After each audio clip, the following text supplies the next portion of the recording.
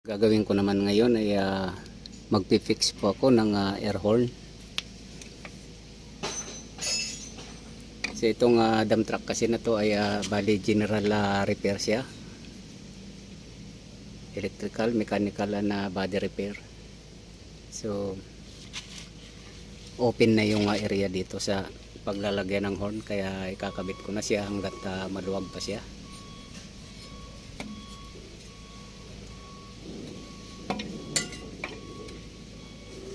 Bali di hangin po itong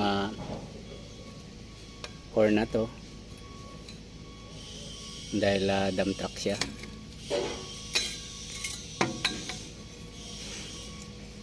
At nilinis ko na rin itong butas dito dahil may mga putik-putik na sa loob para medyo swabe yung pagdaloy ng hangin pag siniswitch on yung air horn.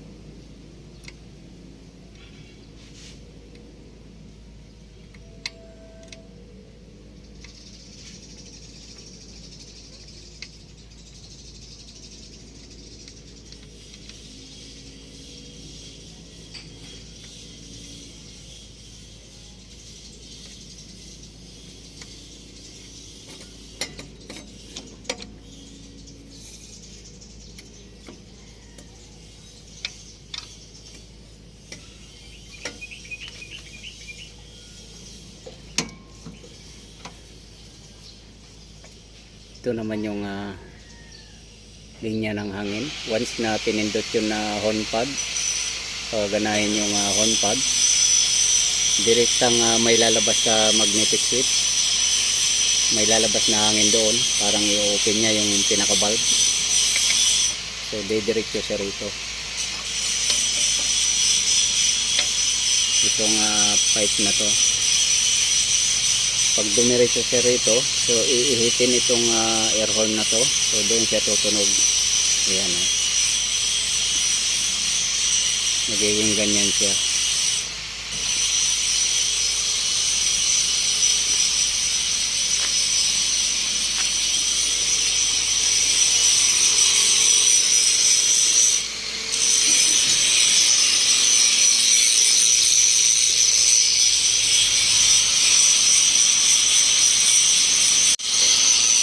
At ito naman yung magnetic. Yan. So once na nagkaroon ng kuryente to, lalabas yung hangin dito. Itong hangin dito nakaabang na, at pag nagkaroon ng kuryente, lalabas yung hangin at pupunta na doon sa air horn.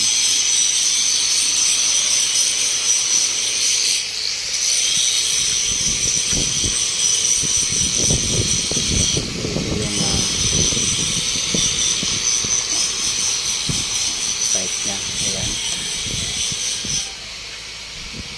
Ayan.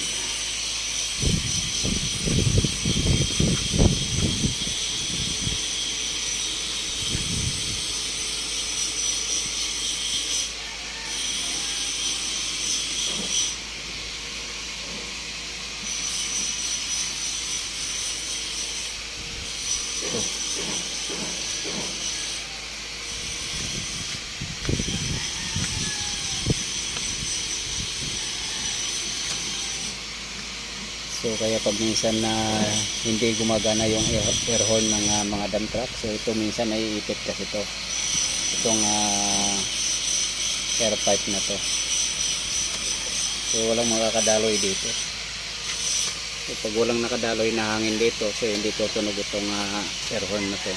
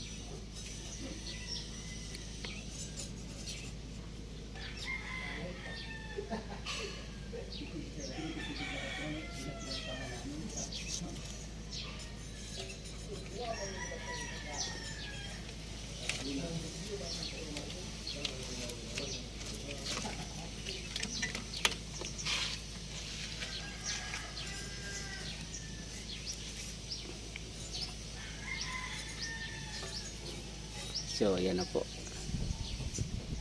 tapos na. So iwasan po natin na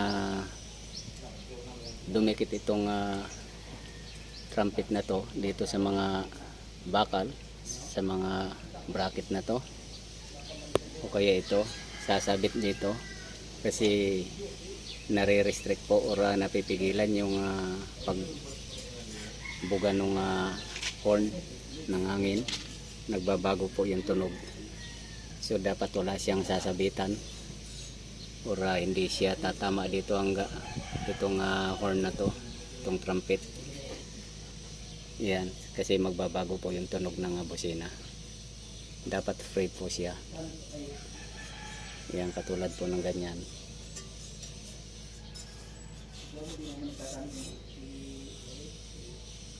So hanggang dito na lang po muna ang video kong ito. Please like, subscribe na lang po and hit notification bell para sa susunod na mga video. God bless us all po.